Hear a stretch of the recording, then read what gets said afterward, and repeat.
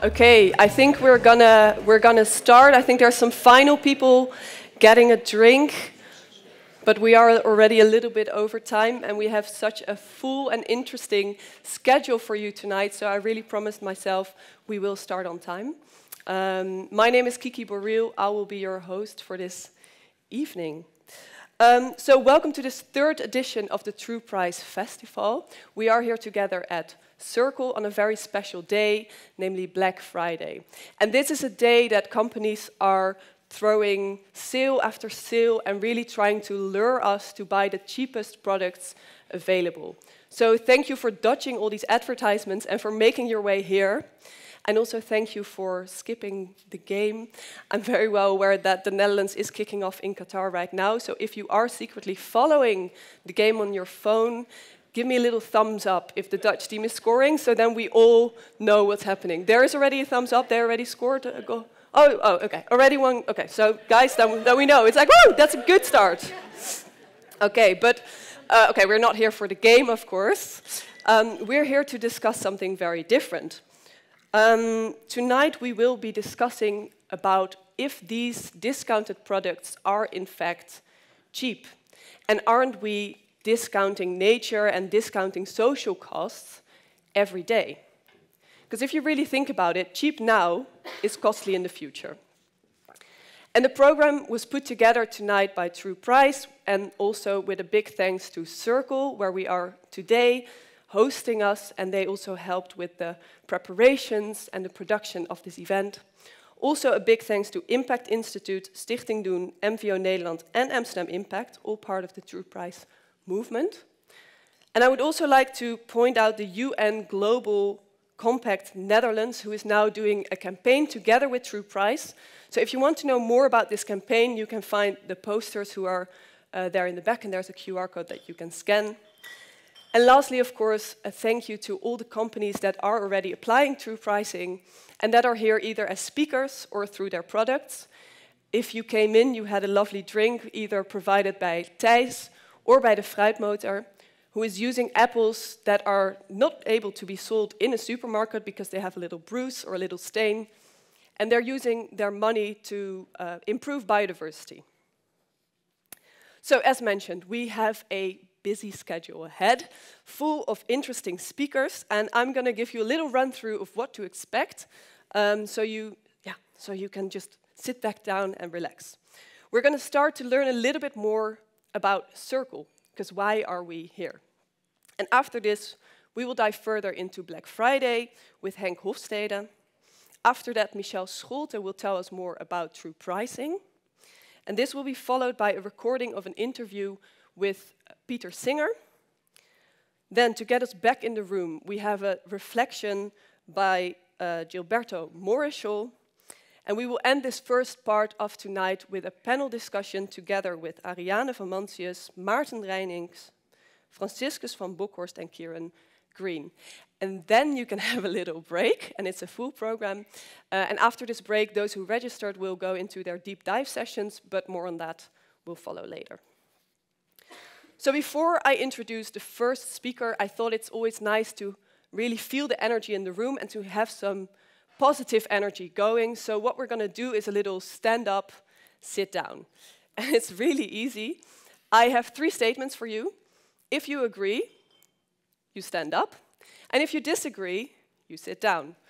If you're unable to stand up, please raise both your hands if you agree and keep them lowered if you sit down. And I want you to be honest. I don't want you to answer what you think you should think, but I really want you to answer what you think.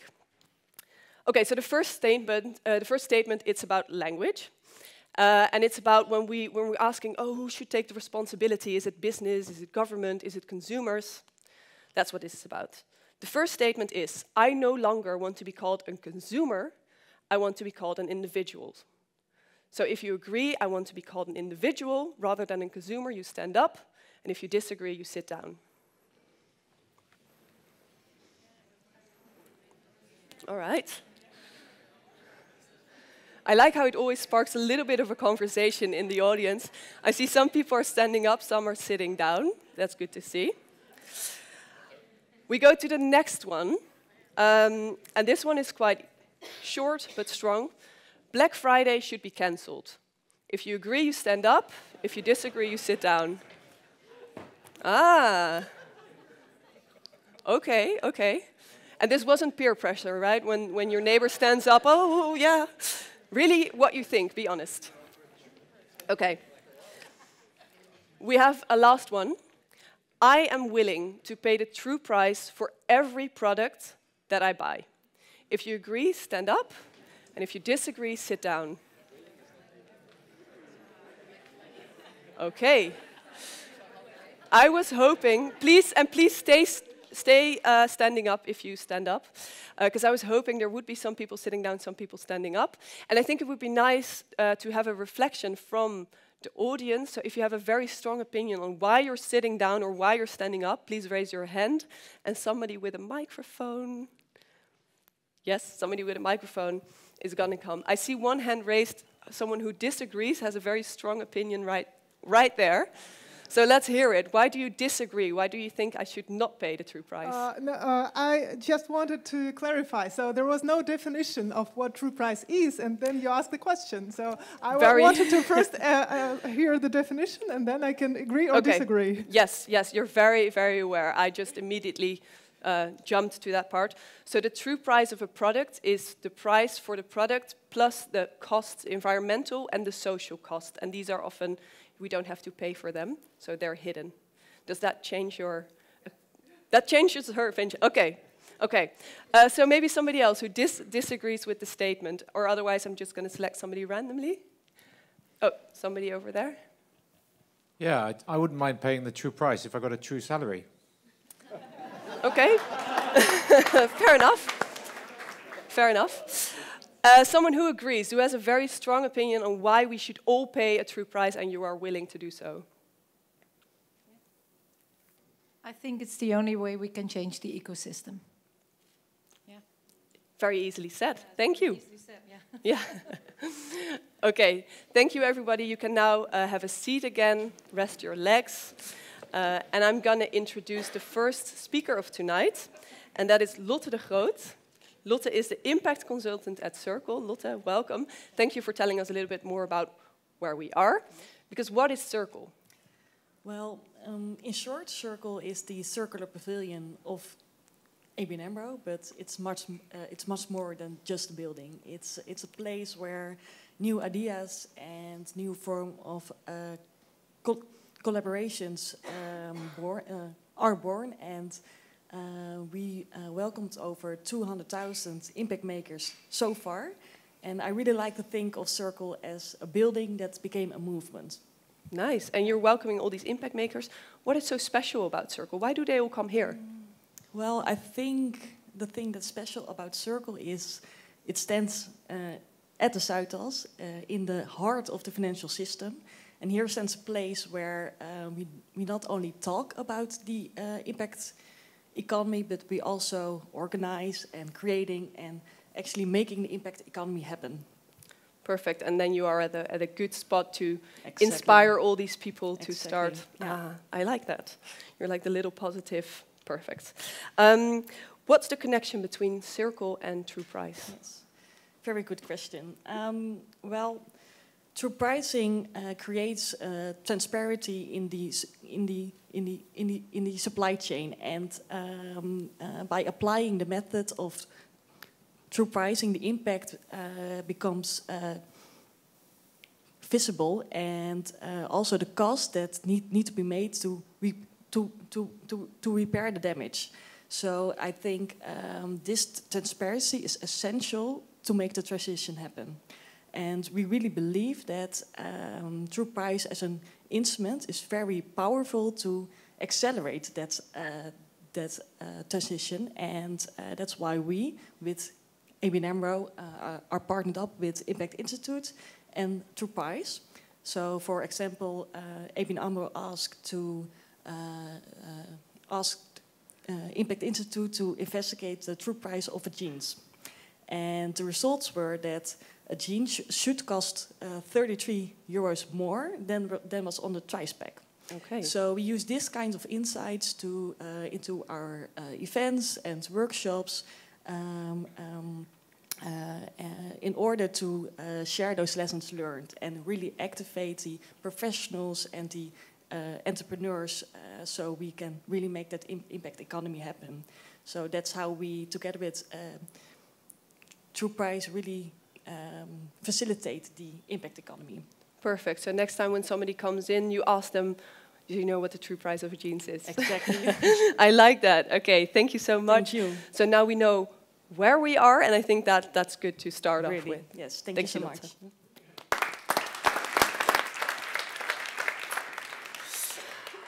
Our second speaker of tonight is Henk Hofstede. Henk is sector banker retail at ABN AMRO, so please give him a warm applause. Hi, Kiki. Hello, everybody. Hi, good to have you here. Thank you very much. Henk, I have a little problem with my back, so I don't think what an old man, but I'm a little bit stiff. do you want to stand a little bit here as No, well? it's, so you're it's not okay. in the it's bright okay. light? Yeah. Yeah. I thought I wouldn't point it out, but it's good that you point it out yourself, you know? You're like, Okay. Okay. Let's well do it. Henk, a sector banker retail, it has a nice rhythm to it, right? Yeah. Maybe can you introduce us a little bit more about who you are and what your role is at ABN AMRO? Yeah, I try to follow the trends and the developments in the retail. And retail consists of four areas at the bank. We have automotive, everything what is with sales of cars and after sales. Food retail, so supermarkets and food special stores. The non-food, that's the biggest category, shoes and clothing, living, electronics, sports, you name it, and then the wholesale. And what we do, we try to do research on different topics for this sector. We publish about it, we discuss it with clients and with our colleagues, and we are the first contact for the press. So this morning I was at BNR at 11 o'clock also to tell something about BF. Oh, but you didn't give any spoilers away, right? No, You kept I didn't everything dare. for... No, okay. no. No, that's And good. I have to say, you speak very well English. I'm the worst speaking English speaker tonight. So with a little bit of help, Van Gaal would say, we come an end. So thank you very much. But it's not Rutteaans, so I think Okay. you should be, should be fine. You already spoke this morning at the radio because today is Black Friday, and I assume that's why they called you there as well. What exactly is Black Friday? It started in the 60s, last century in the United States. It's the day after Thanksgiving, and it was a start that people were buying presents for Christmas. And to lure and to attract people, they started to give huge discounts. And probably you know all the sceneries of fighting customers in front of a store to get in, to get the lowest prices and the best discounts. Terrible. In 2015, some e-commerce parties here in the Netherlands, they introduced it here. Also to lure people with huge discounts. And it's not a day anymore, it's already a week. And we also have the Saturday and we have Monday, the Cyber Monday, the last day that you can buy something with big discounts. So yeah, we're stuck in the middle. We go for a full week of people running to stores and trying to get the cheapest products available. Wow.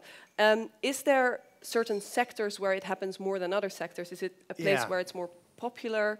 And what do consumers actually think about Black Friday? It's popular at e-commerce. The online retailers, they started with it, but also in electronics. You see it in sports, you see it in living, furniture, and also in beds.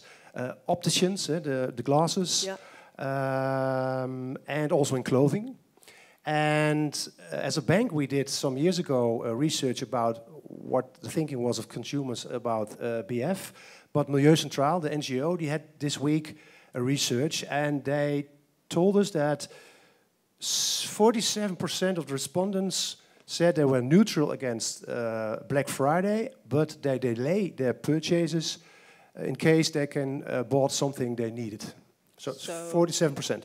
But 1/3 of the consumers said, we dislike Black Friday because it stimulates overconsumption. And then the last 40%, they love it, they shop till they drop, etc. And also 50% was concerned about the effects of overconsumption. And do you think this is a recent development? Yeah, it is. We see that the trend of the black side of Black Friday, people are getting more concerned about Black Friday. That's good. And retailers as well. And that's good, because I think, what do you personally feel about Black Friday? I can kind of see. Yeah, I'm not a fan of Black Friday. For instance, first I have to say that the discount you think you get is not a discount, because weeks before they higher the prices and then lower the price before Black Friday, so it's a little bit disappointing. Secondly, many retailers use Black Friday to get rid of overstock, or they just buy new stocks with a low quality, so they can offer it with low prices to attract people to the shops and then try to let them buy other things. And thirdly, retailers they have a hard time at the moment. Increasing costs, wages, rents, buying stuff from wherever it comes. So I think that the retailer needs more margin instead of less margin. So it's not very a good idea, I think, to participate with Black Friday to survive. And at the end, as we are here, and also the planet, we don't need more stuff. I think we need less stuff. Definitely, we need to Yeah. consume way less. So why if it's not even profitable for these companies, you say they need larger margins? Why do they do it?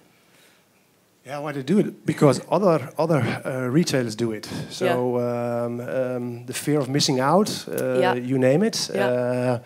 But we need less stuff. For instance, clothing.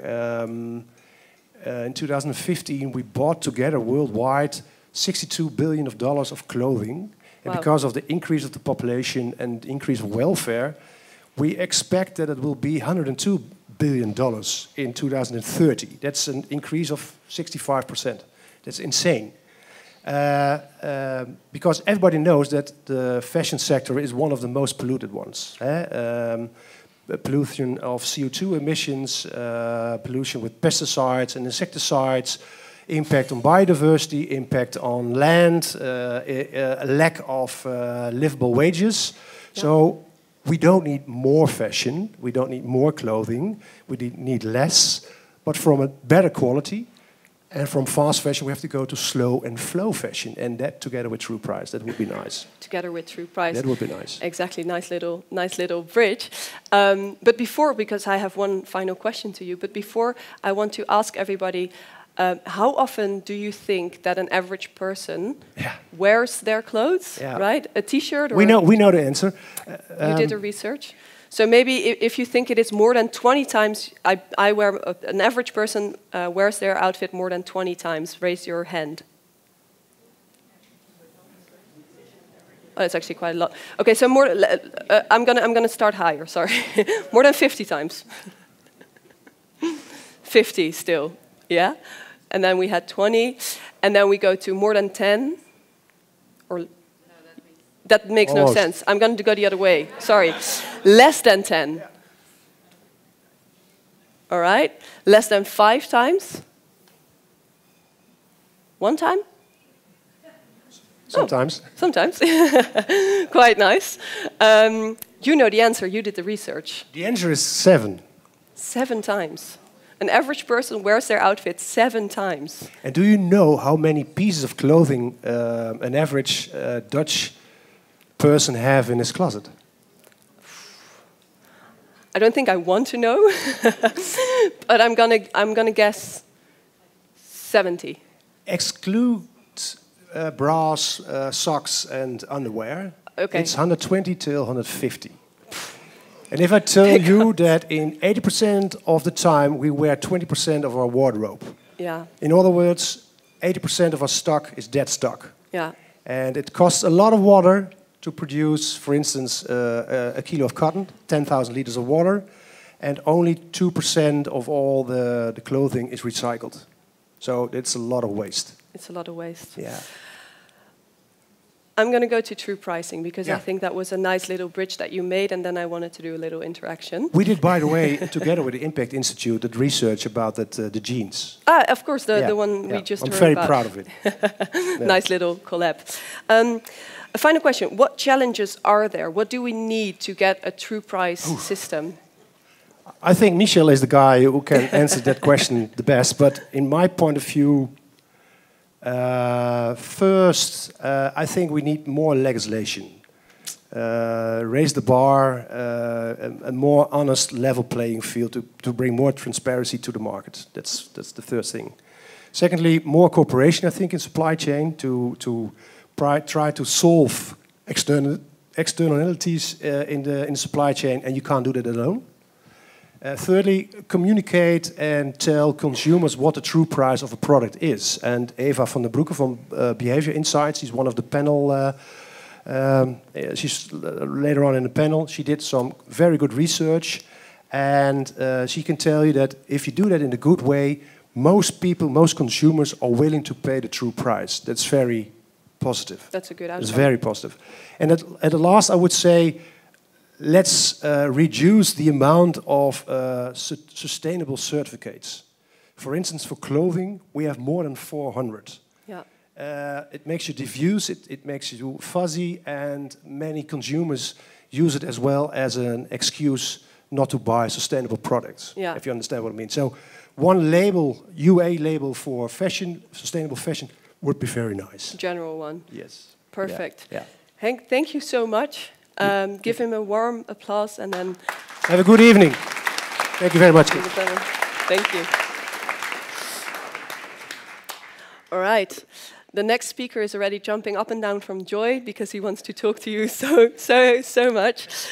Please welcome Michel Scholte. Michel. Thank you. Hi, Kiki.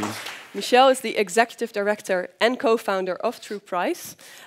Michel, the stage is all yours. I'm gonna just sit down here. Thank you. It's honestly enormous. I wanted to say humongous, but enormous. I think honor to stand in front of you, and also I'm so humbled that all of you are here despite the match. I know many of you had to make a hard call to be here.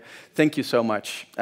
It's also a nice statement in a way, because as you know, the true price of a stadium ticket is quite high, and it's I don't know. You can lose courage almost if you see these types of developments. These stadia, they were built in a desert. The amount of carbon that's emitted, the destruction of, it's kind of unnecessary destructions. There's so many stadiums already. Why building, a dozen of stadiums in Qatar? It's totally wasteful. However, we are here for seeing what the True Price movement is about. And every year, this is the third time already, we organize a True Price festival on Black Friday. And then obviously, as you were saying, Kiki, we are discounting the future. We are discounting people all over the world. We have, according to the World Bank, old statistics, 740 million people who live for less than $1.90 a day. We have, let's say, 500 million smallholder farmers, 2 billion people relying on those farmers, and approximately 2/3 of those live in poverty, and many of them are actually contributing to food, to very useful stuff.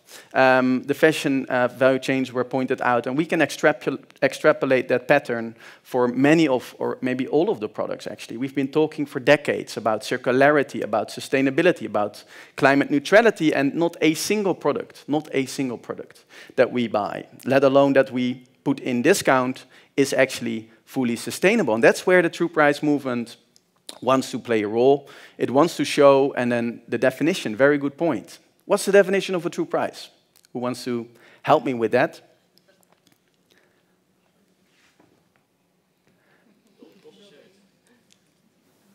Who knows the definition? Who knows the definition of a true price? I mean, maybe it's so obvious for you, right? It's the market price plus the social and the environmental cost in the whole value chain of a product.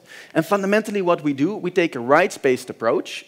You have to kind of set a norm, and we basically say, how much would it cost to, respect and protect the rights of people, of nature?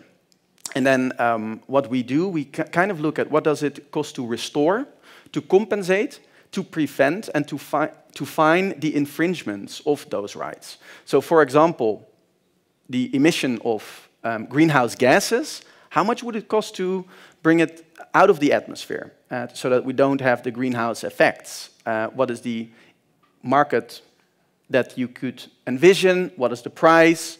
What is the invoice for nature to, for example, clean water, to clean the soil, to have regenerative value chains as an integral part of all the products? The outcome of true pricing would be that we consume less and that we consume much and much better. Do we say everyone needs to pay a true price today? No. We wish we could, but unfortunately, as you were pointing out, there's no true wages, there's no living wages, there's no living income. We already have people struggling. In the Netherlands, in Europe, there's a cost of living crisis. The rising costs for energy, it's making it even harsher, even harder for so many. And so we basically say you have to make it transparent, and you have to find ways to address this. And you have to also allow those who can pay, those who can take the responsibility, to actually pay for a true price, through voluntary payment, through default payments. So that is what we try to do. And let me just touch upon a little bit what was done the past year. And it's quite exciting. On the policy side, in the Netherlands, for example, the multi-year true price experiment program came to an end, and that basically brought about so many experiments with true pricing in many value chains, in food mostly, and it really was also contributing to, for example, the supermarket that we will see today. Maarten, you will talk about it. Where's Maarten? Here you are, right in front of me, obviously. So there was, on the EU level, the European Parliament, a vast majority of parliamentarians voted in favor of integrating true pricing into the farm-to-fork strategy, which is a very long-term, plan to bring down the societal cost, in particular, for example, reducing pesticides, reducing fertilizers used in agriculture, and true pricing is supposed to be part of this if we listen to the European Parliament. So that's also a nice success. On the United Nations level, let's first, in the United States, which was exciting, we contributed to a report, the true price of food in the United States, that even landed on the desk of someone in the White House and led to a listening session on nutritious and healthy and also sustainable food in the US, which is quite exciting.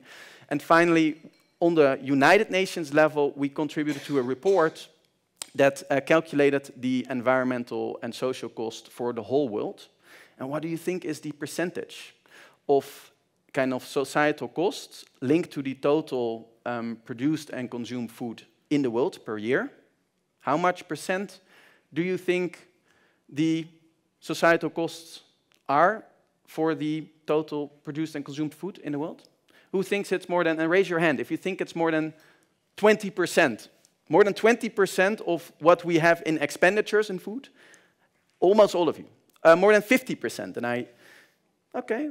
More than 100%? 200%? 300%? You even think it's more than 300%? Yeah, because we need to calculate also the health costs. Good point. If you eat processed food all your life, there comes a certain age that you have to pay the price. Yeah. And like we're seeing now in the whole world, the healthcare costs are exploding. Exactly, and think of indeed cardiovascular diseases, Parkinson, the fastest growing brain disease that's according to researchers linked to exposures to pesticides all over the world. It's a very tragic consequence, a particular food that is supposed to be healthy.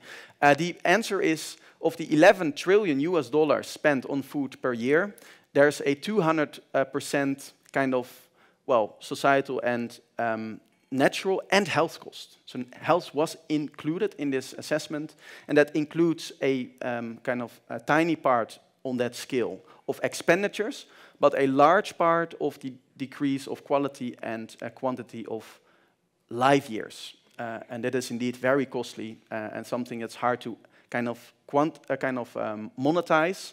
But there are ways of monetizing that, and that led to a huge gap. Biodiversity was also very big. That's well, as you know, the rate of deforestation, the rate of biodiversity loss is unprecedented. In the last 68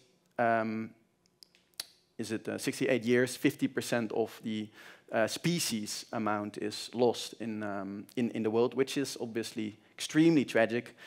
And we've showed that. We have launched an official United Nations Food Systems Summit initiative, which hopefully gets some kind of key decision makers. We even brought ministers in Davos at the World Economic Forum to a dinner with true prices, so that creates quite some awareness, we hope. An extension on the political policy side, we had the liberals in the Netherlands, the VVD. They're not known for their progressive nature necessarily, but 49% of them in the kind of Congress last weekend voted in favor of the polluter pay principles with a plea for true pricing. 49%. That's not 50. That's not actually sufficient to have that motion adopted. But I think it's telling. One of the more conservative parties that have adopted this idea. It's really exciting. Business. We see many businesses, dozens of businesses, 20 purchase points. Thijs Drinks, you recently chipped in. We already had the Krenkelaar. So there are many food and beverage companies offering transparency on true pricing. We have 20 purchase points where there's transparency, but also voluntarily and even default payments. Consumers paid for more than 100,000 transactions the true price. It's unthinkable. It was unthinkable 5 years ago. Marketeers thought this was a crazy idea, and we will talk about it in a bit. Research shows that there's indeed a very big enthusiasm amongst consumers, obviously. However, are consumers able to pay? That's obviously a different question. Exciting final points. We had 2,500 farmers in the Netherlands who set out their priorities, and the first priority was true pricing. Again, who would have thought that? Obviously, they suffer from prices that are insufficient to bear the cost for more sustainable production. So it's kind of a logic. So wrapping up, we see a lot of movement.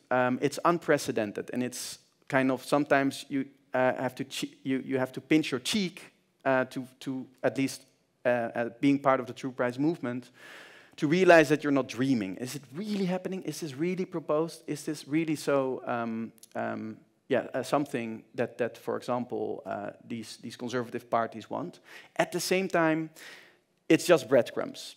And we obviously need to go for the cake. And I think, we are as a movement having the wind in our sails, but the stream against us. And the question is, are we going ahead? Do we make actually progress? And I think fundamentally, and that was touched upon already by you, Hank, we need to also focus on changing the stream of the water, making sure that we get the stream in our favor. And that obviously points towards fiscal changes, policy changes, procurement on the government level, making sure that these big drivers, for example, on fossil fuels, 17.5 billion euros a year of subsidies to fossil fuels. You can have true pricing, but with such a counter movement, it's very hard to make actual progress. So I think that's really a direction that we need to look at. And there's many publications that we have worked on together with many of you to bring that about. So that was kind of a highlight of the movement. Thank you so much once again, and looking forward to, having workshops and having all sorts of exciting things in a bit. Thank you. Thank you, Michel. Give him a warm applause. I like how you're always talking so passionately, and I feel like you can talk for another 10, 20, 50 hours. But we have a full program, so thank you again. And now we'll go on to the next interview. Perfect. So next up, we have a video interview for you, especially recorded for today, with Peter Singer. He's a bioethics professor at Princeton University and a philosopher. So the video that you will be seeing is an edit of a longer video. Yeah, let's start the video. Please, I hope you enjoy it. Because the reason we once just received an email in the info inbox, and I forwarded it to to Maurits, one of my colleagues, and he studied philosophy, and he was like, "Is this really Peter Singer?" And he was like, and this is apparently the most, and I knew it, but I didn't realize it, the most. It's called the rockstar philosopher, one of the more famous one, and he's a fan of this movement. So feel empowered by his words, I'd say. Definitely.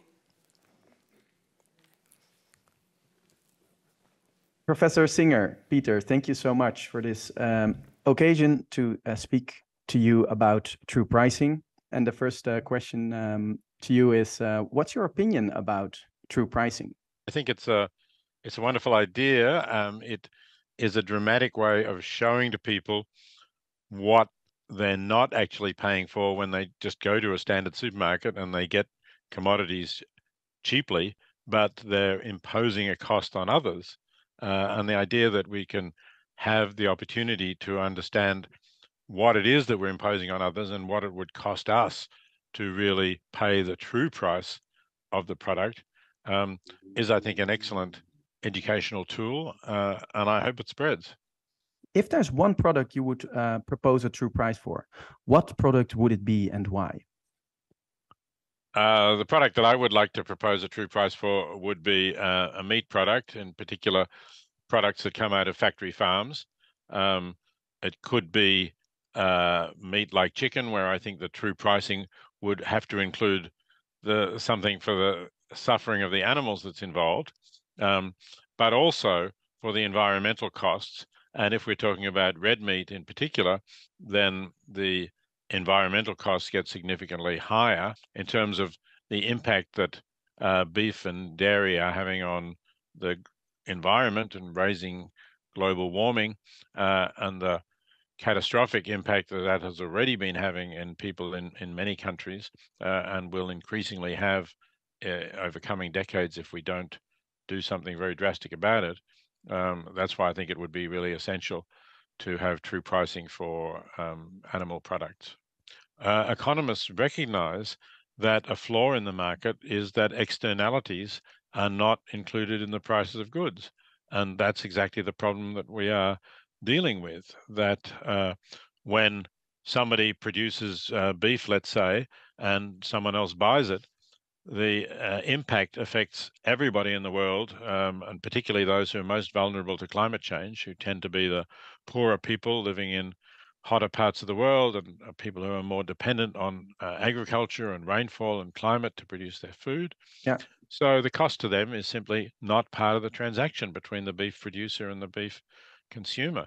So I think we should be able to get political consensus on the idea that even if we stick to the principles of a free market, it must price in the externalities and compensate the people who are harmed by that transaction, but are not part of the transaction. There's another issue that we would love you to reflect on. That's the concept of pricing things that you may not be able to price at first sight, such as nature, right? The intrinsic value of nature, using prices to express the restoration cost, the prevention cost, the compensation cost may trigger kind of the commodification of nature. How would you reflect on that risk that's often identified by critics? Well, again, it's a matter of taking a long-term view. When people talk about the commodification of nature, they're thinking of things like cutting down forests now in order to sell the timber, and not worrying about the fact that the forest may never regrow or may take many centuries to regrow in the way it was, and possibly, of course, the loss of endangered species in that forest who will never be there again.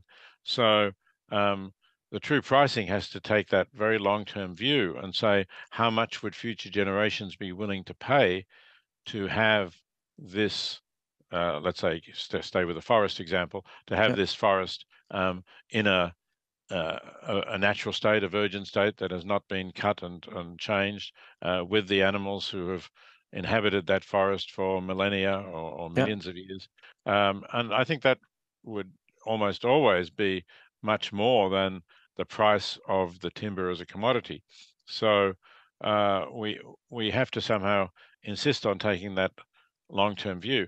The calculations actually are not going to be easy, because when you think about long-term future, you get, really effectively a prohibition against destroying things that cannot be replaced or that will not be replaced for a very long period.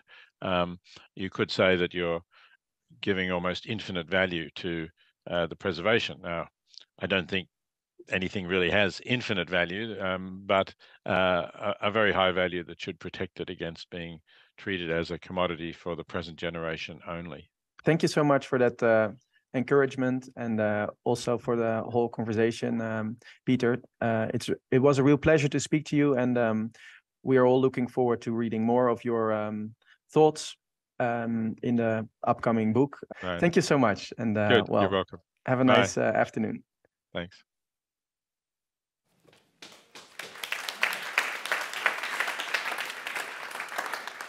Great. I always really like when we clap for a video. But maybe you can pass the applause along if you speak to Peter next time. We appreciated it. He's definitely a big name. I remember I had to read his pieces on animal rights for my philosophy of science. Really interesting. If you want to read, definitely read it. So for now, to bring us a little bit back into the place where we are, it's always, if you look at a screen, it's good to then start looking at a person again. Yeah, they're also very excited in the back. Please, I would like to welcome to the stage now Gilberto Morechal.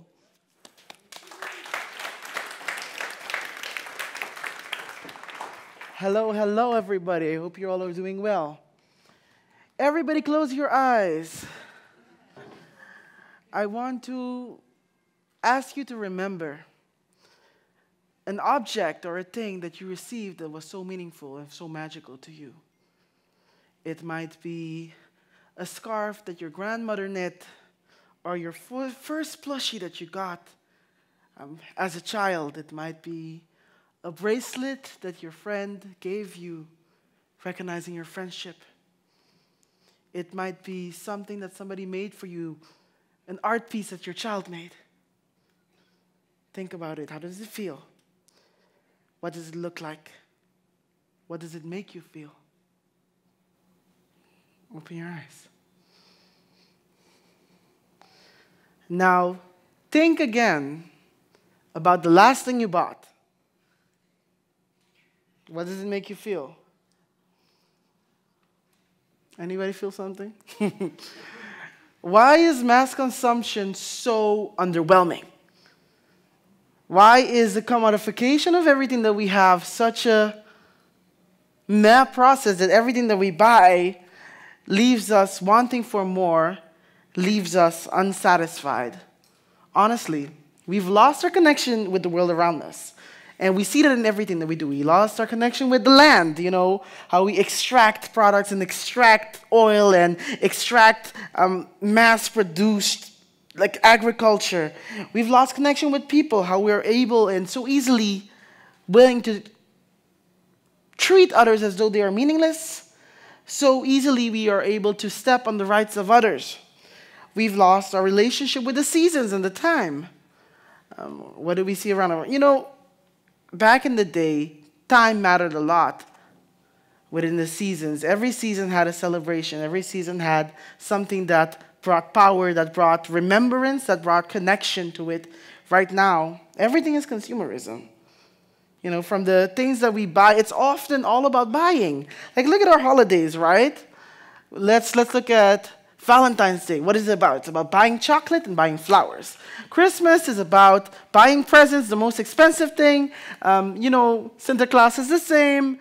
Thanksgiving is about shoving food down your gut so that you go and have enough energy to beat someone up tomorrow so you can get the last air fryer because they're on discount. Boo-boo. And What does that say about us, that we've lost such our connection with the sanctity of things and the sanctities, and that we've replaced meaningfulness, and we replaced love, and we replaced purpose with this consumption aimed at helping us to cope with the fact that our lives are empty and sad? I mean, I'm just here to speak the truth, kids. Like, they asked me to be here, you know? So we're adapting ourselves in such a way. And you can see it even in an example, you know. Like during COVID, like a lot of us weren't miserable because we were at home. We were miserable because, you know, we couldn't do the same things that consumption taught us brought us meaning. You know, whether that's going out or having a snack. And it's good, but if our community is only based on our collective consumption, look, the word for consumption isn't also a synonym for tuberculosis. You know, so what does it say that consumption has become our identity, where we are labeled as consumers? That says a lot. So objects also have meaning. Objects also, stuff carries significance if we are willing. Stuff is often connected to time. You know, you received it for an occasion. It's often connected to a place. You're connected to the land. You're connected to where you're from. It is often connected to people. Someone gave it to you. Yet, in mass consumerism, all of that is erased because we don't know where it's from. We don't know where it's going. We just bought it because, oh, it was on discount. It was on sale. And it carries no significance to us whatsoever.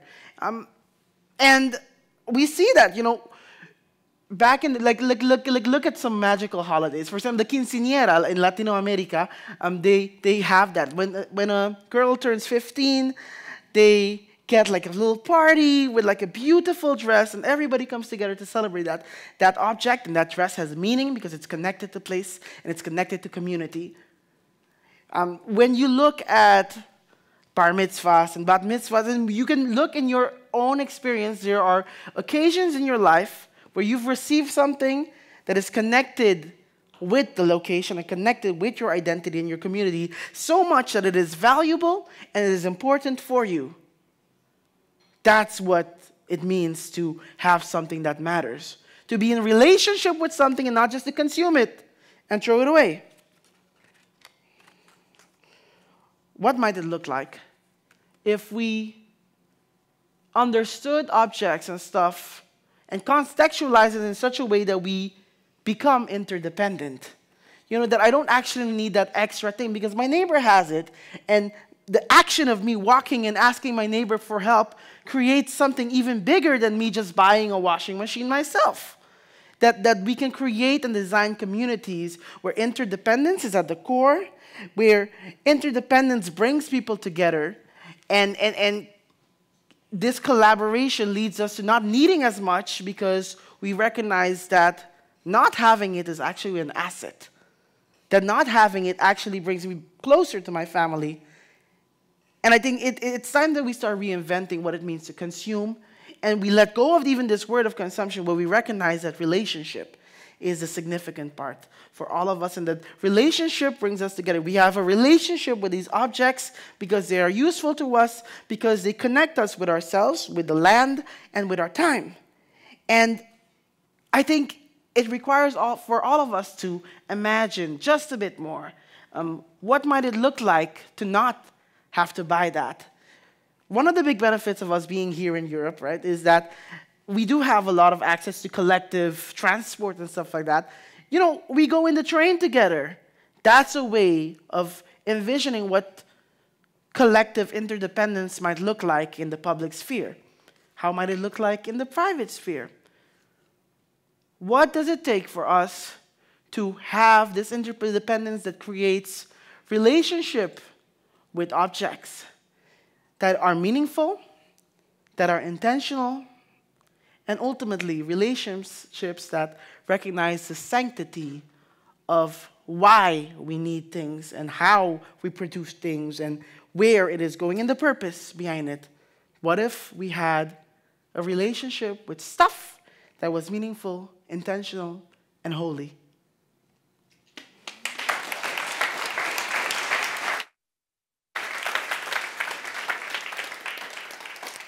Thank you, Gilberto, for reminding us of the value of things and that we need to start having relationship with the things we buy again. The last thing I bought was lemons. Maybe we need to discuss how I'm going to have a relationship with it, but we'll talk afterwards about this.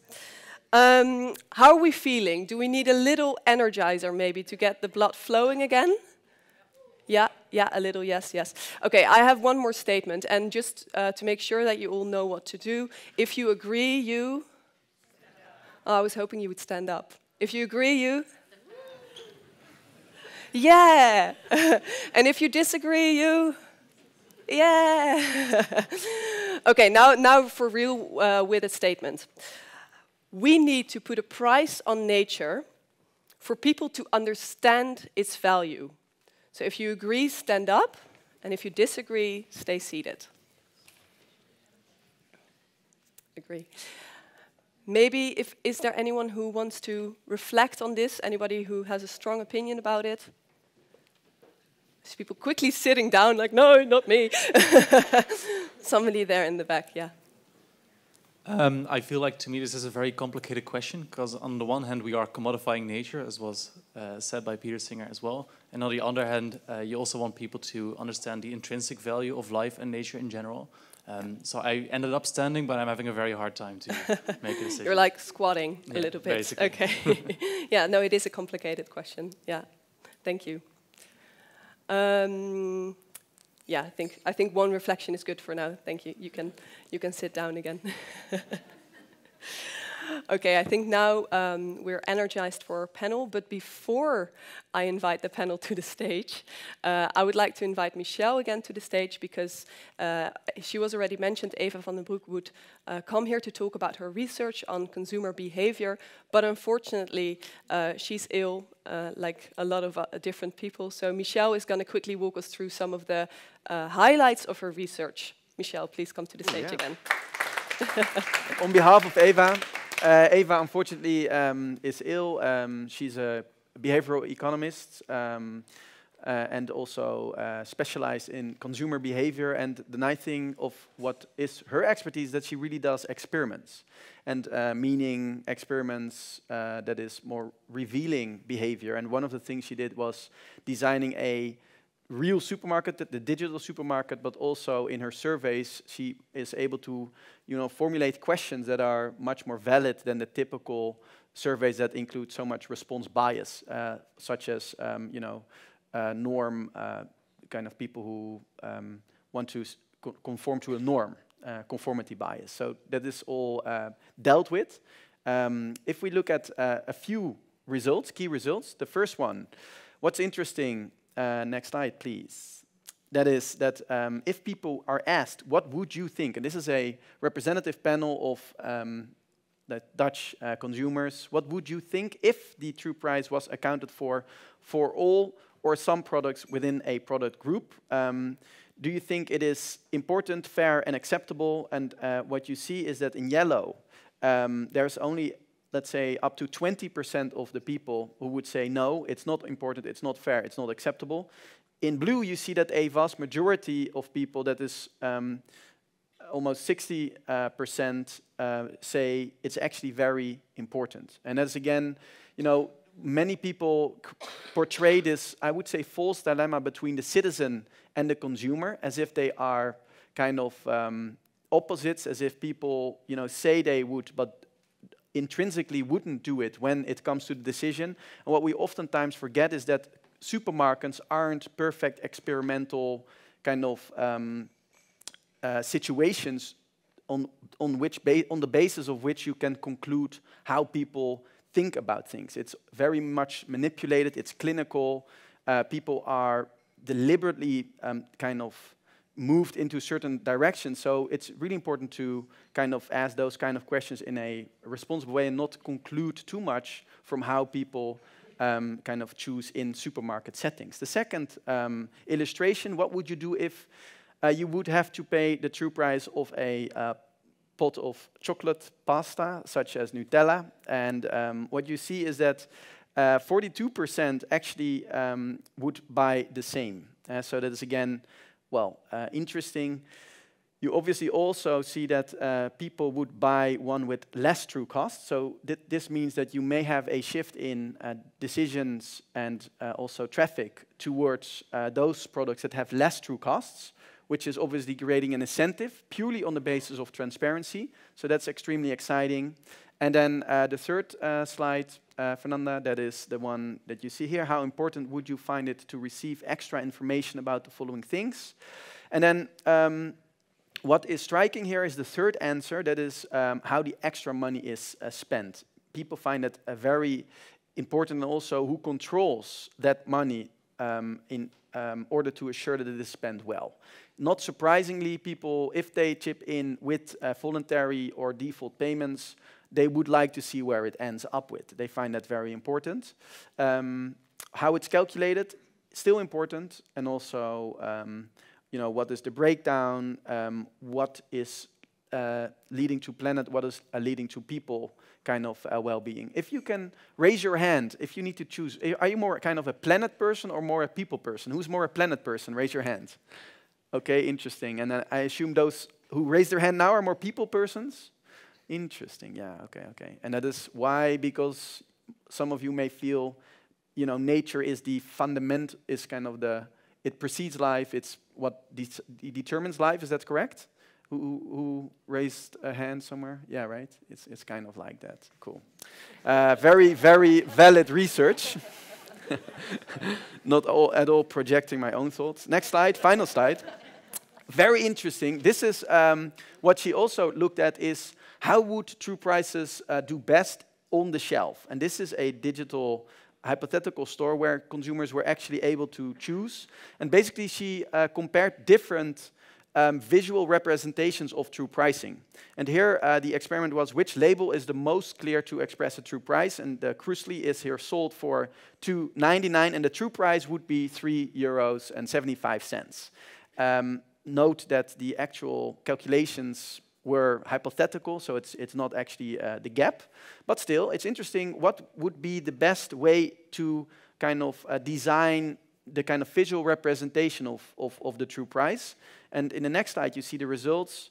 The most preferred, and that is 25% of the respondents preferred a pie chart, as you can see, that represents what is the, I think it's the total price, and then, or kind of the retail price, and then what is the true price as a slice, a pizza slice. That shows kind of what is the true price in total.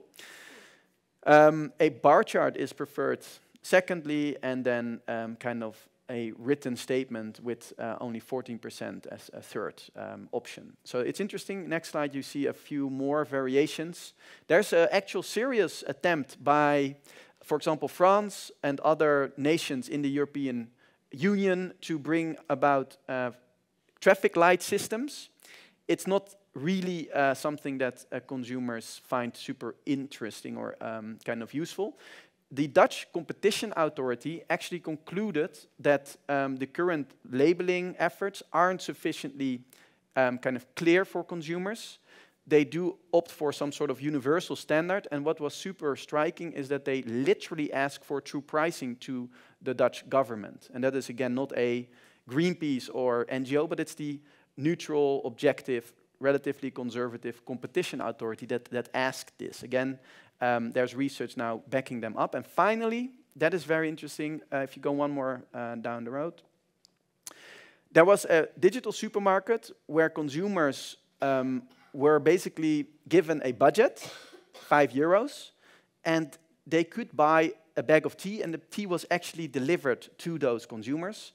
And basically what was kind of, call it manipulated, was the optionality, whether or not the true price is optional, and also whether or not it's a default option. And then in the results, what you saw is that, next slide, the, oh, that's, ooh, such a cliffhanger. Do I have it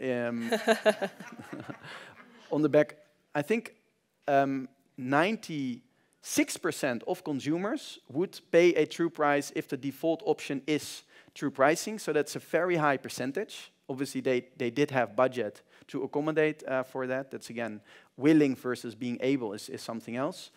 if the true price was not the default, so that's not the norm, you have to actively click on paying a true price. I think it was around 60% or so. And if the, yeah, so that's very interesting. Again, it's kind of what is the norm that's portrayed through the default option in decisions in the supermarket or on e-commerce. So that was her results. Thank you. And I know it's I'm not completely unbiased, but she is actually unbiased, and the report. The slides are hers. It's hers, and also the report is published. So perfect. So thank you so much. You can read it. Thank you for stepping in. All right. I would now like to welcome our lovely panel to the stage. So please give a warm applause to Ariane van Mansius, Maarten Reinings, Franciscus van Bokhorst, and Kieran Green. And you can have a seat on these chairs. Yeah, I'll stay standing. Yeah. No one more. Hello. You got a microphone. Yeah. Perfect. Welcome, all. Thank you for being here and to share some of your insights, because each of you is already implementing true pricing in practice. So really looking forward to hear all what you've learned. Maybe as a start, I would like for you to introduce yourself, introduce the company that you're representing, and maybe share an initial image or thought that you have when you hear Black Friday. Maybe I can start here. My name is Franciscus van Bokhorst. I'm a co-founder of Thijs Drinks. We produce drinks based on wasted fruits. We do this since 2015, and we are a member and partner in the Verspilling is Verrukkelijk Society. We're one of the initiatives. And recently, it's already 5 years ago, I came in touch with the True Price movement, and I thought this is the next thing we need to implement in our strategy. At that point, there were no real models available, so it took some time. And last year, we started this process with the True Price Institute in collaboration with Ariane with her True Price Cafe, which she will later tell you. And then we decided we have to calculate this because we want to be the first one. We were basically one of the first in the world producing juices and beverages from wasted fruits. So we wanted to be the first one to show the world that we need to make a true price calculation, and whatever the outcome will be, we need to do this. So we want to be an example for the whole food industry from our side to do the same. Thank you. Black Friday in one word for you? It serves a certain purpose. I always say if you... one word? One word. I think we should stop this. Stop. Yeah, stop. I'm gonna rephrase it to stop. Yeah, perfect. Stop. Thank you, Maarten. I'm owner of the Aanzet. It's an organic true price supermarket. We started exactly 2 years ago, and we have a lot of challenges. We are really on the road, and I hope within 5 years to have about 80–90% of all our products, which is also in an average supermarket, say like 8,000 products to have on the true price. Perfect. And Black Friday in one word for you? Fantastic discount. Okay. Interesting. It's a nice little balance between you two. Up next, Kieran. Good evening, I'm Kieran. I'm the Sustainability Manager at Bokke Coffee. Bokke is a specialty coffee company which focuses on people and the planet.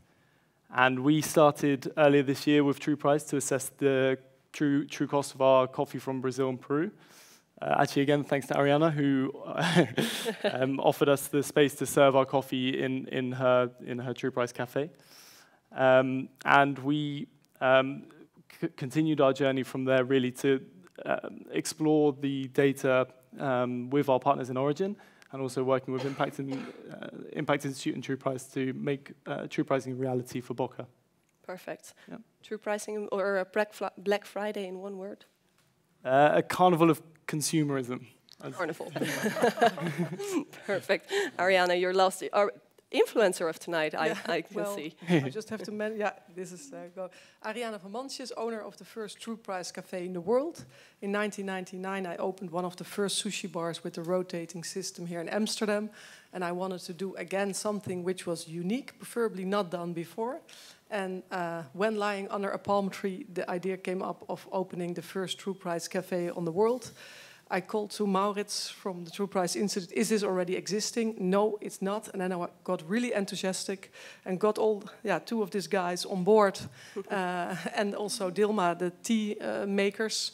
And I embarked on a fantastic journey, sitting here today. I didn't know that 1.5 years ago. And for me, Black Friday, this morning, my whole email bumped in. It's hysteric. Hysteric, yeah. I have the same. I keep having to delete all these emails, even apps, though I feel... everyone is behind. It's everywhere. Ariane, I'm going to stay with you. Can you maybe share with us a learning from your process of becoming the first True Price cafe? Yes, certainly. There are several. First of all, maybe the most important thing is people immediately want to know, where does the money go to? If you don't have a good story there, people don't trust you. It's about transparency, but if you cannot explain exactly where the money goes, then the story is not fully accepted. Yeah. Some other thing is that what you asked, People Planet, that also has to do with education, because outside of the cafe on the market day on Friday, we also have a serving tray with little boxes, all handmade, with holes in it, and then we give people 3 little coins, and then we ask them random on the street, and there everybody comes there, low, high, everything, educated, not whatever comes by on the market, old, young. And then we give them these 3 coins and ask them, where do you want to give your money to? So we explain what is True Price, and then the social and ecological part. And then we see that higher educated people give the coins to the planet, and the lower educated to child labor, underpayment, under earnings. So there is a division. So that is a learning. Interesting. Yeah. Another very important story for retailers, I think Maarten also has experienced that, is people are always willing to pay if you tell the story. Yeah. But there is not enough room in retail or in restaurants to tell this story. Yeah. And because we are not commercial, I do this as a hobby and as being part of the solution. We have time to explain. We only get 6 to 10 customers per day in on Wednesday to Friday. We have the time to explain, and then people leave with this sort of aha-erlebnis, and then they are aware, and then they can plan, and then they come to action. Yeah, and I see a lot of nodding of the other panelists when I say people are willing to pay the price. I think, Kieran, you are doing a voluntarily payment, right? Do you see that people are indeed willing to pay this price? Yeah, absolutely. And what we see on the web shop sales now is that it's increasing as well as we get better at communicating our story with True Price. Initially, it was very difficult kind of setting out and opening up our costs and saying, yeah, this is our social and environmental impact. And people were saying, you know, you're a coffee that it has a positive impact on people in the environment. What are these costs? Why are there costs associated with your product? When the truth is that actually, you know, all the products that we consume do have environmental and social costs attached to them. And what we can see now is, as we explain our story better and people start to understand a bit more, you know, that the costs, the products that we consume do have costs attached to them, then they are, you know, engaging more with True Pricing, and there's a visibly increased uptake of True Price as well. And these conversations then happen maybe in the cafe, for example, or do you also talk with them online? Yeah, absolutely. So you can see it at our espresso bar in Amsterdam. People are engaging more with the product and choosing the True Pricing option. It's a voluntary payment, so you don't have to pay the True Price, but we see now more and more people are choosing to pay the True Price. Nice, that's good. That's good to hear. Franciscus, you did the True Price scan. Are there any interesting insights that you came through? Oh yeah. Oh yeah. Please do share. One shocked me was child labor. Okay.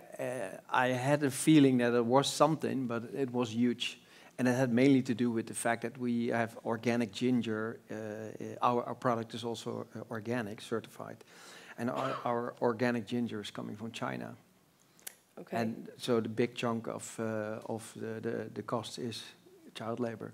So that gave us the idea, directly the motivation, okay, we have to source the ginger from some other areas, but then probably, but that's not 100% sure yet, it could be the same situation somewhere else in the world, because ginger is not growing so far in the Netherlands. They're trying to do it in vertical farming, and in the future there will be possibilities, I hope. But for in our case, we have to find another solution in this. Yeah. So the transparency definitely motivates you to change. Yeah, absolutely. This, and we find. exactly. Sorry, we discussed this because it was also published in the NRC, and we discussed a lot. Should we publish or not? Or should we do it or not? And we came to the conclusion we need to be transparent. Everybody knows it. Yeah. The whole world that something what's coming from China could be fishy. So then just be open about it and start finding a solution for it. Yeah, definitely. Yeah. Ariana, I saw you wanted to respond to that. I saw you. Yeah, maybe it's interesting for people to know where are we talking about. So the drinks of Thijs, that are 3 drinks. This is the lemon ginger. What do you think is the true price gap of this drink? Raise your hand if you want to tell it. Good question. Otherwise, I do it. Who wants to do a little guess? Anybody have an idea? Because then we know where we're talking about. Yeah. 20 cents? Well, not too bad. It's 38 cents on the specific ginger lemon, but on the other one it's just 7 cents. And on the coffee it's 1 cent. So just to have a perspective where we're talking about. Actually, I wouldn't mind paying an extra cent. I already pay 50 cents extra for my oat milk, but that's maybe a different discussion, not for tonight. Martin, I would like to come to you. You have the first True Price supermarket. I guess there is also a lot of interaction with your clients there. How do you feel that consumers or customers respond to the True Price in the aanzet? Well, we don't give the voluntary option. I think it's a very bad option to give consumers the choice if they pay it or not, so they have to pay it. And there was a lot of fear. Also, I had a lot of fear to let people pay the true price. And I thought maybe I lose 10% of my turnover, but it was the opposite. I made more profit.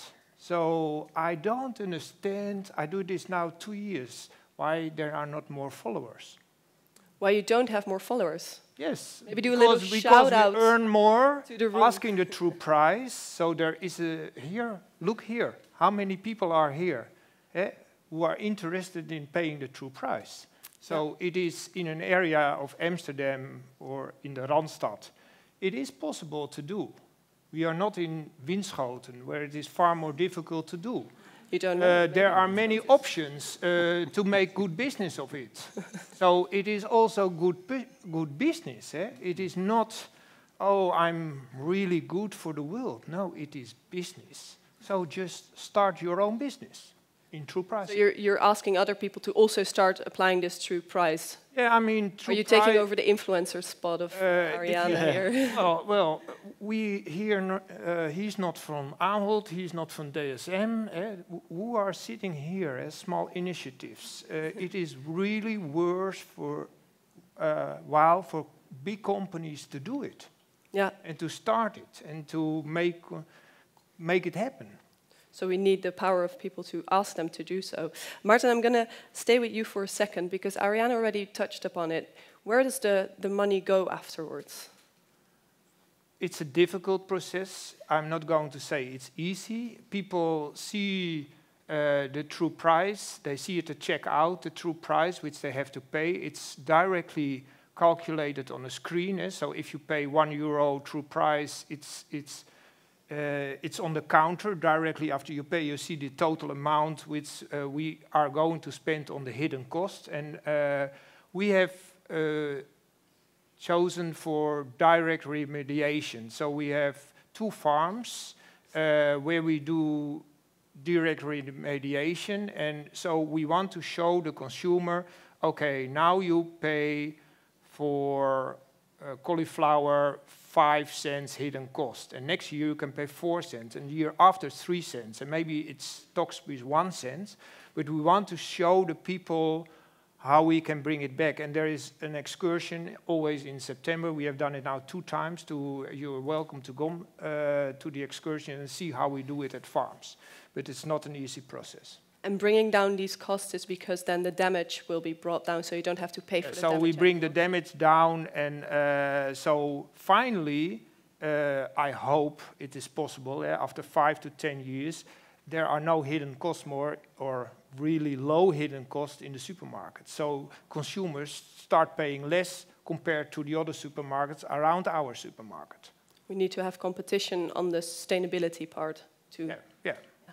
Perfect. Finally, we will be cheaper than Dirk van den Broek and the Lidl if we calculated the true price. That's a good. So that's a my good aim. goal. That's a good goal. I like that. Yeah, we can have a little applause for that. We can have a little applause for that. Ariane, I would like to ask you this because I now learned that you are the influencer. What is the next product that you would like to see having a true price? We already discussed that in the fashion industry. There's a lot of hidden costs as well, which are maybe not so hidden anymore. What would you like to see have a true price? Very clear on that, a ticket. Ticket? Yeah, and Karel and Mario are also here from KLM, and they also want to know it. What is the price from a ticket? So we need to calculate it first, and then we need to... So it's not the €7, I'm guessing, right? No. No.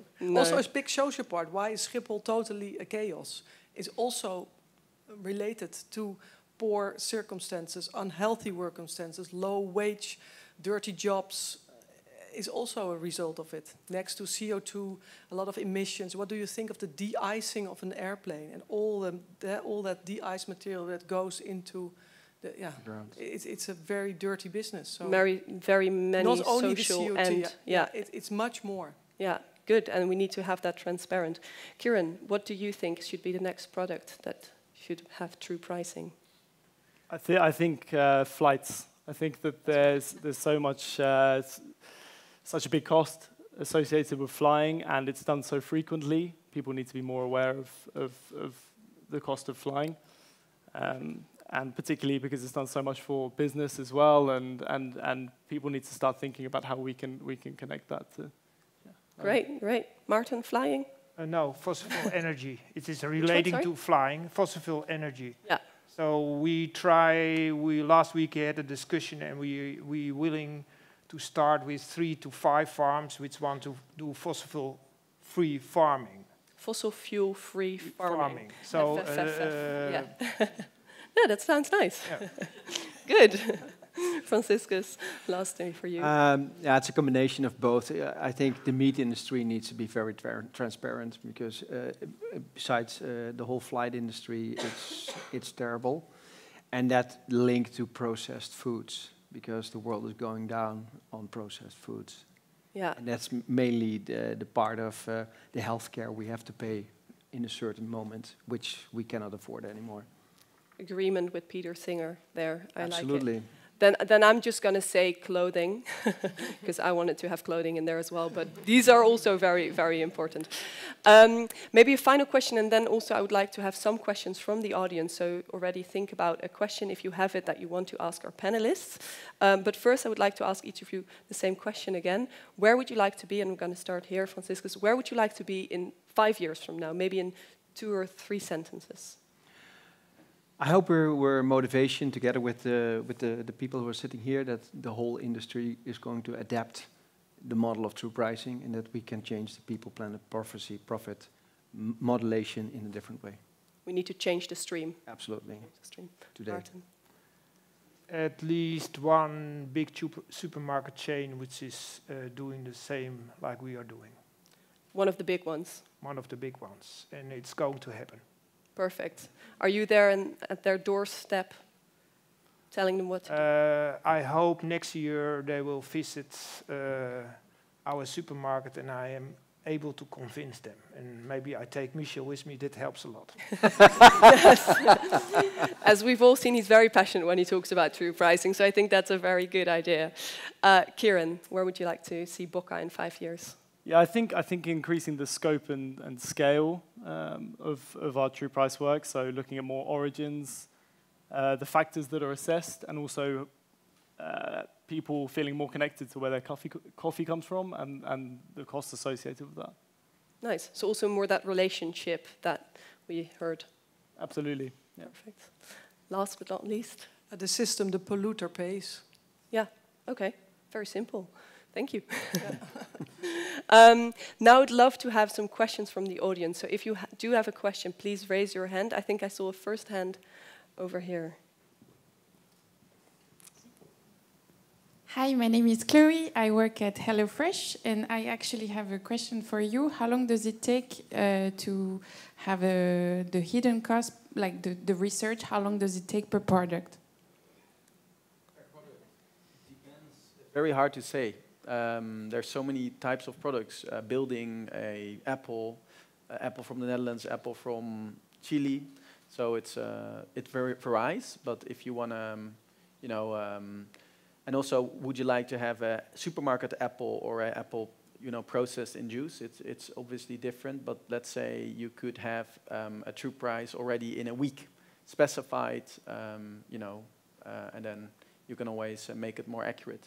Or, you know, yeah, depends also which type of apple. It's unfortunately hard to say specifically on average. So it depends on the origin mostly? Yeah, obviously. It's and different. what you have already done. Yeah, exactly. Also what type of data you need for the purpose. I think Martin really wanted to jump in on that. Just pass by. Ah. I don't see you as a competitor. HelloFresh. Please come by, I tell you. It's Perfect. not that complicated, Michel tells you. Yeah.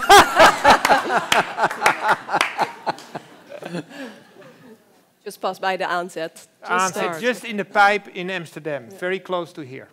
And then we have a new one in front, so that's good. Amazing. Oh, Another one question. supermarket and one provider of delivered That's meals. a big one. Oh, That's a big one we I have. didn't think about that, but it's good. Perfect. Thank you all. I have two short questions to Michelle, if you don't mind. So first, first question is, what is the difference between true price and fair trade? Yeah, it's very different. So fair trade is a label that has kind of a standard behind it that kind of has certain production, call it, criteria. It has a minimum price. So if a farmer, due to market circumstances, would get a lower price, they guarantee the minimum price. They have, call it, programs on farm, also premium, finally, that is paid through cooperatives that assure, well, social projects. And they are also now working towards living wages. So they have certain criteria. Through pricing, we have supported fair trade and other certification bodies to implement true pricing. So for example, their bananas, what is the true price of a fair trade banana compared to an average banana, let's say poverty banana? Fair trade, unfortunately, and they know, aren't there yet, but they do perform better. I think they have like 70 cents or so for for kilograms of bananas, whereas the sector had more than 30 cents. And this is a weighted average of Peru, Dominican Republic, Colombia, and what was the fourth origin? Another fourth option. Ecuador. Yeah, Ecuador. Yeah, good one. So they had a weighted average comparison with the sector average, and actually they used it to convey to supermarkets that they should go for fair trade bananas, and they were able to sell millions of more of bananas on the basis of this hard data. And they also used, for example, living wage calculations for reference prices in, for example, cocoa. And this was based on the models, and we actually work open source, so their specialists use the open source method to, well, improve their certification system. Mm-hmm. Before you ask your second question, because I really do want the questions to be asked to our panel, but afterwards there will be people from the True Price team. You can approach them for all your questions. They are wearing a blue ribbon, but for now I would like to have a question for our panelists who are sitting here so patiently. I can imagine people coming to the supermarket or to the store or want to buy some cider, and they want to pay a true price, but they also want the money to go to the good places. Like, you calculated what is a true price, but how do you make sure that the money that they give you as a supermarket or as a cafe actually ends up at the right places? Yeah. If you understand Martin, the question. do you want to, because this is It's You very kind of told easy. us a bit. It's very easy. You can see what the total amount is we get every day, and you can come to the place where we invest it, and you can see it with your own eyes. This is the farm he was referring to. The farms where we do the remediation,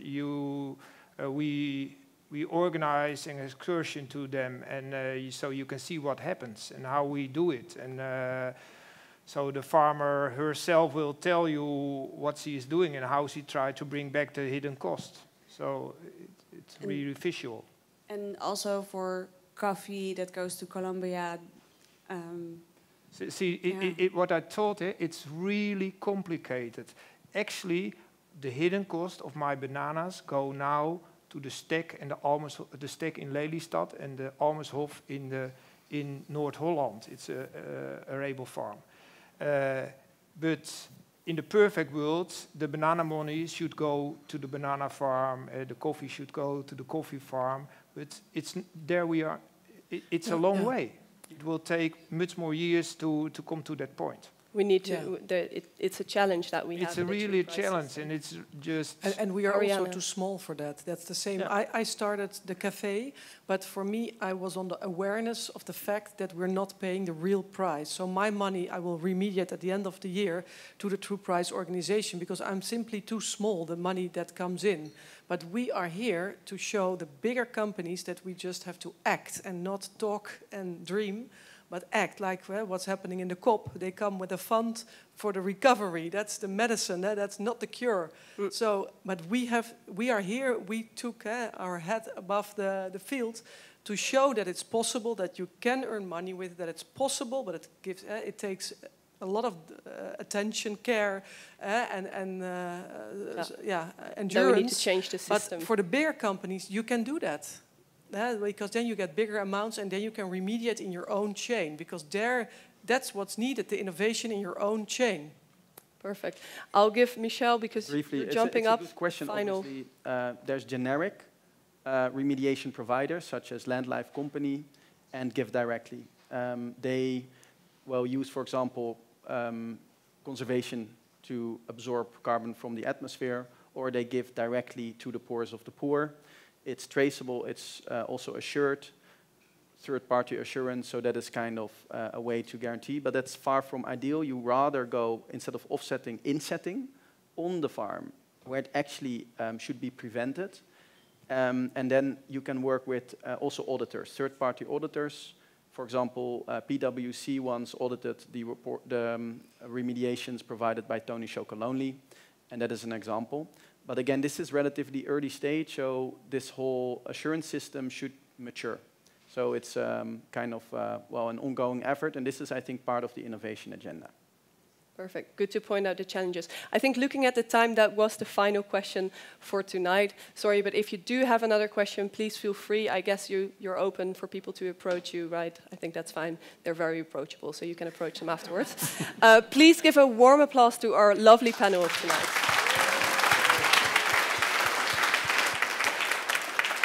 Thank you. Thank you. All right, we are now approaching the break, and I can imagine everybody would love to have a drink, a snack, maybe stretch their legs a little bit, because we discussed a lot. We started with Henk Hofstede talking about Black Friday, talking about fashion and all the polluting impacts that it has. Michel Scholte afterwards talked about True Price, very passionate about all the processes that have happened the last year as well. Peter Singer then reminded us of the impacts of not included externalities, that they affect everybody, but they mostly affect the most vulnerable, and that we need to switch our mind to a more long-term view. Then Gilberto followed, giving us back our relationship with products that we need and to really see true value of things again. And lastly, of course, the insight of our panel that are already implementing True Price in practice. So please give a warm applause again to all the speakers that were here tonight.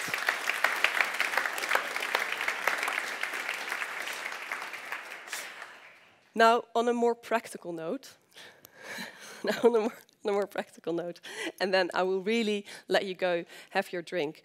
The deep dive sessions, those who have registered for them, they will happen in this same area, and I have to say this right because otherwise it will be chaos. The red one will be in there on the right. The blue one will be there on the left. The yellow one is hidden a little bit, but it's behind the stage. And then the green one will be in the back where the sofas are. And I'm told that each of you knows which one to go. You have all a sticker. And if not, again, please feel free to approach a member of the True Price team. You can recognize them on the blue ribbons. For now, I would like, yes. For all the speakers, as a thank you, you will all receive a tree certificate. And of course, for environmental reasons, we printed one. But you will receive one in your email later on. For now, I would like to thank all of you for coming. Thank you for your attention. I hope we inspired you. I hope you will be a little bit more inspired in the deep dive sessions. And please now enjoy the break, enjoy a drink. Thank you for coming.